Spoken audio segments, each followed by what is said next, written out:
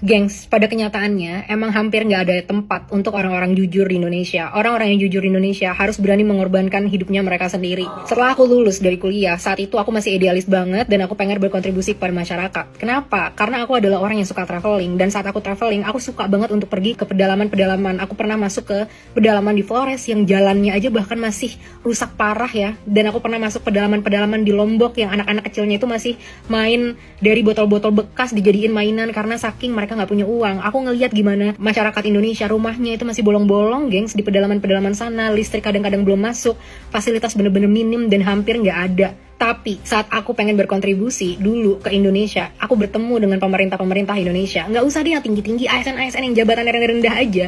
Semuanya minta imbalan. Kita bikin program dari perusahaan swasta yang dibiayai dari perusahaan swasta untuk membantu melawan stunting gitu ya, atau gizi buruk di Indonesia dengan ngasih makanan atau cemilan yang sehat kepada anak-anak di sekolah. Ini dibiayain, orang-orangnya dilatih, dikasih produknya, dimodalin semuanya sama perusahaan swasta. Dan tahu nggak apa yang terjadi?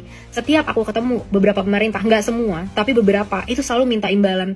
Terus program ini apa untungnya buat saya? Apa untungnya buat sekolah? Jadi namanya korupsi itu udah masuk ke semua lini masyarakat, nggak cuma di pemerintah-pemerintah atas, tapi di bawah semuanya udah korup semuanya.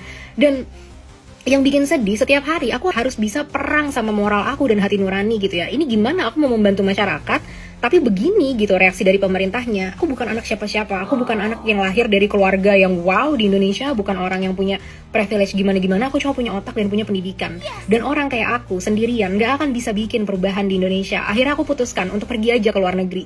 Dan apa yang terjadi teman-teman? Dengan kejujuran moral yang aku punya, aku sangat sukses di luar negeri. Gak cuma di Asia, tapi juga di Eropa. Kejujuran aku tuh dihargain, otak aku, kecerdasan aku, mereka gak ngelihat background aku, mereka gak ngelihat aku datang dari keluarga mana. Semua yang aku katakan selama itu masuk logika selalu dianggap, dan karirku naik secara pesat tinggal di luar negeri. Nah, gimana ini nasib bangsa kita kalau orang-orang yang jujur itu nggak punya tempat lagi di negara kita? Tapi teman-teman, jangan sampai kita kehilangan moral, jangan sampai kita kehilangan kejujuran dari dalam hati kita, karena itu yang benar-benar dibutuhkan sama bangsa kita.